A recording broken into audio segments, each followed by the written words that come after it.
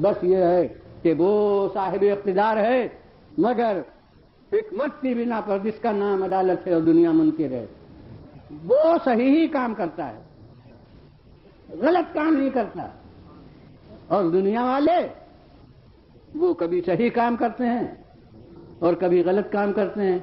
اور یوں بطور خود کسی کو منتخب کریں تو ٹھیک، لیکن جب اس کے اختیار کے مقابلے میں اپنا اختیار صرف کر دیا تو وہ غلط ہو گیا۔ یعنی میں کہتا ہوں کون کیسا تھا اس سے بحث نہیں، وہ بڑا اچھا آدمی بھی غلط طور پر اگر منتخب ہوا تو آدمی چاہے اچھا ہو مگر وہ انتخاب غلط ہو گیا، وہ برا ہوا، تو در حقیقت یہ انسانی افعال اختیار کو قائم رکھتے ہوئے علم الہی میں اسی طرح ہیں جس طرح اس کے افعال جو قدرت کی بنا پر ہیں وہ اس کے علم میں ہیں، اور اب جس طرح اس کا علم وہ مجرموں کو ان کے جرم میں معافی کا باعث نہیں ہوتا کہ اب یہ مجبور تھے کیا کریں، اسی طرح اب اس کے دیے ہوئے علم سے اگر کسی نے خبریں پہنچا دی ہیں کہ یہ ہوگا تو اس کے معنی یہ نہیں ہوں گے کہ جو خبر دے دی ہے، اگر کبھی کہہ دیا کہ میرے ممبر پر اتنے افراد آئیں گے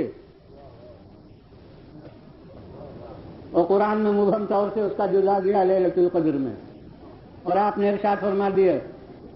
کہ یہ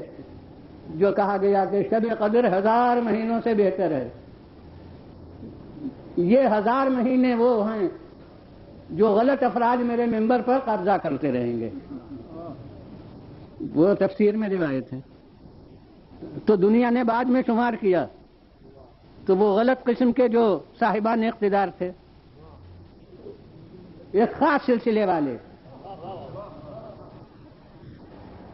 ان کی مجموعی مدت اقتدار 1000 برس ہوئی، تو اب وہاں بھی یہ نہیں ہے کہ رسول نے خبر دے دی تو اب 1000 برس تک ان کا اقتدار رہنا تھا، اب دنیا بھی مجبور تھی اس کے ماننے کو اور وہ خود بھی مجبور تھے، جی نہیں، وہ تو اللہ کے دیے ہوئے علم سے انہوں نے خبر دے دی، لیکن خبر دے دینے سے وہ مجبور تھوڑی ہو گیا، چونکہ یہ ہونے والا تھا لہذا اللہ کو علم تھا اور اللہ نے اسے اس لائق سمجھا کہ اپنے علم کا محافظ قرار دے اور اس کا مظہر بنائے، اس لیے اس کی زبان سے خبر دے دی۔ اب یہاں ایک جماعت تو وہ ہے کہ جو منکری ہو گئی کہ رسول کو علم غیب ہوتا ہی نہیں، قرآن کی آیتیں پیش کر دی کہ وہ عالم الغیب ہے، وہ اپنا علم غیب دوسرے کو نہیں دیتا ہے، یہ آیتیں قرآن کی پیش کر دی، قرآن بے زبان ہے، جس مقصد کے لیے چاہے صرف کر لیجیے، اور اسی لیے کچھ لوگوں نے نعرہ لگایا کہ قرآن کافی ہے، یعنی قرآن ہمارے لیے اتنا نقصان رساں نہیں ہے، بیچارہ جس طرح ہم استعمال کریں گے اس طرح استعمال ہو جائے گا، وہ خطرناک ہیں جو زبان سے روکیں، وہ خطرناک ہیں جو ہاتھ پکڑ سکیں، وہ خطرناک ہے جو سامنے کھڑے ہو سکیں، اس لیے انہیں اپنے راہ سے ہٹانا چاہیے، لیکن قرآن اس کو ہم خوب حفظ کریں گے، خوب لہک لہک کے پڑھیں گے، لیکن وقت پر جیسا مطلب ہوگا اس طرح سے مطلب بنا لیں گے۔ سب لوگ تو ان الفاظ کے معنی نہیں جانتے ہوں گے، لہذا معنی بتانا ہمارا کام ہوگا، اور اگر معنی جانتے بھی ہوں تو وہ لغوی معنی جانتے ہوں گے، ان لفظوں سے مطلب نکالنا تو ہر ایک کے بس کی بات نہیں ہوتی، مطلب ہم نکال لیں گے، رسول کی حدیثوں سے یہی سلوک کیا گیا، حدیث رسول مسلم کہ عمار کو ایک باغی گروہ قتل کرے گا، اور یوں انسان منکر ہو کہ رسول کو علم غیب کہاں ہوتا ہے، لیکن اب ایسے واقعات جو درایتاً چھپانا چاہیے تھے مگر نمایاں ہو جائیں، یعنی تقاضا سیاست یہ تھا کہ اس حدیث کو چھپایا جائے، مگر وہ دنیا والے کیا جانتے تھے کہ یہ حدیث ہمارے مقصد کے خلاف کیوں کر پڑے گی. لہذا عمار ادھر نظر آئے اور لوگوں نے کہا حدیث رسول ہے کہ عمار کو باغی گروہ قتل کرے گا. ابھی کیا معلوم تھا کہ وہ کون گروہ ہوگا جس پر اس حدیث کی زد پڑے گی. عمار تقتلک الفئۃ الباغیہ، اے عمار تم کو باغی گروہ قتل کرے گا. یعنی یہ حدیث زد خاص و عام ہو گئی. عمار کی ذات کے ساتھ ساتھ یہ حدیث بھی یاد آنے لگی. ادھر ان کا چہرہ دیکھا اور ایک نے کہا کہ یہ وہ ہیں جن کے لیے رسول نے یہ ارشاد فرما دیا. تو میں کہتا ہوں کہ اتنا پرزور تواتر اس حدیث کو پہنچا کہ اس وقت تک کوئی تقاضا سیاست ایسا نہ تھا جو پردہ ڈالے. لہذا ہر ایک کہہ رہا ہے. ایک صحابی رسول کی بات ہے، علی کے بارے میں حدیث ہوتی تھی چھپائی جاتی، لیکن اب عمار کے بارے میں حدیث ہے تو کسی کو کیا معلوم کہ عمار سے ہم کو کیا نقصان پہنچے. تو اس لیے ہر ایک کو حدیث ہر طبقے میں گویا تواتر حاصل کر رہی ہے. اب آ گیا صفین کا میدان،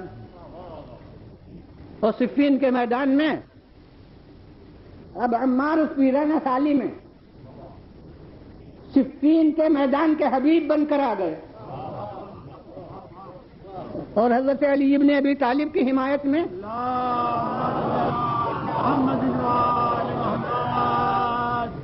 انہوں نے جہاد کیا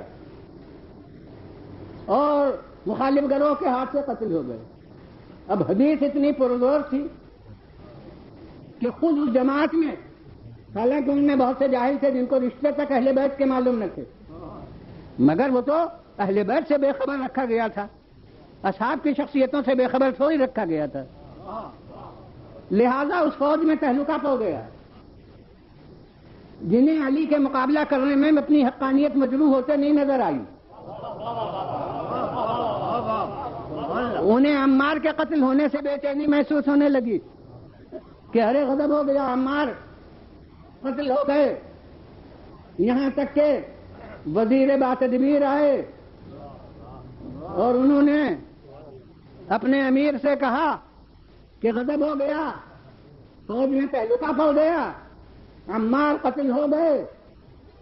اور حدیث رسول یہ ہر ایک کہہ رہا ہے فوج کے قدم رکنا مشکل ہے، افراد کو سنبھالنا مشکل ہے. بس اب اس کے لیے اسی ذہانت سے مکتوبی نوشتوں کو کافی سمجھا گیا تھا. لہذا کہہ دیا گیا کہ ہاں حدیث تو صحیح ہے مگر ان لوگوں کو سمجھا دو کہ قاتل وہ ہے جو اپنے ساتھ ایسے خطرناک موقع پر لایا. ہم تھوڑے قاتل ہیں، وہ قاتل ہیں علی کہ جو اپنے ساتھ اس میدان میں لائے. اب یہ وہ ذہین پورا طبقہ جیسے مطمئن ہو گیا اس جواب پر کہ ہاں بالکل ٹھیک ہے، بالکل ٹھیک ہے، صحیح ہے. ہاں حضرت علی ابن ابی طالب علیہ السلام نے جب سنا کہ یوں سمجھایا گیا تو آپ نے فرمایا کہ ہاں پھر حمزہ کے قاتل رسول اللہ ہوں گے.